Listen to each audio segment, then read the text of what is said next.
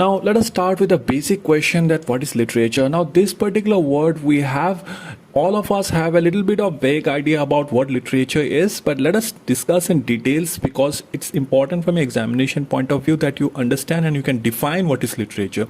So anything which is written or printed on any particular subject is known as literature. So the takeaway from this particular slide is that we need to remember that literature can be considered to be some material which is written, properly documented, and it is printed on any particular subject. Now it is quite obvious that from the word literature, the word literate has been derived. Now in earlier times, we have to understand that literature used to signify what poetry signifies these days. Okay, the imaginative thoughts. It includes all imaginative writing as well. The literature. It includes poetry, fiction, drama. Okay. Now the next thing that we need to understand is that how the rise of the literature was witnessed in the history. Now it is intimately related to the growth of print industry. As I mentioned in the beginning, that anything which is written and printed can be considered as literature.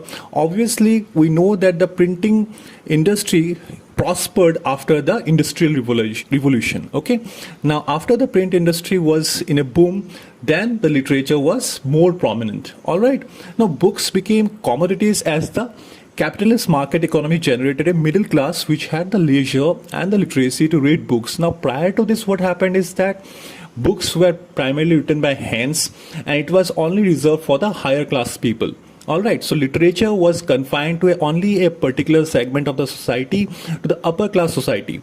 Now after the books came into the circulation, after it was printed, after literature was freely available, then what happened is that even the middle class people used to read it. The literate middle class people used to read books, good books, in their leisure time. The idea of literature grew along with another allied concept, that of culture. That means that along with the progress of the culture, as culture propagated, so did literature. So the next thing that we need to know is that who coined the term literature. Now it's quite prominent that the term world literature was first coined by Johann Wolfgang von Goethe. Now he was a German statesman, poet and writer in 1827. However, it was further developed in Istanbul by two German Jews by the name Erich Orbach and Leo Spitzer.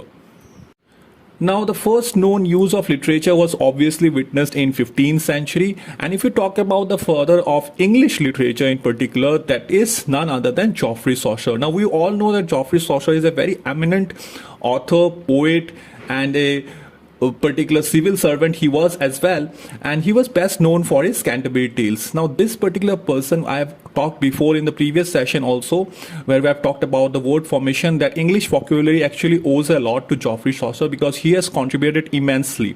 So that's why he has been called the father of English literature, or alternatively the father of English poetry.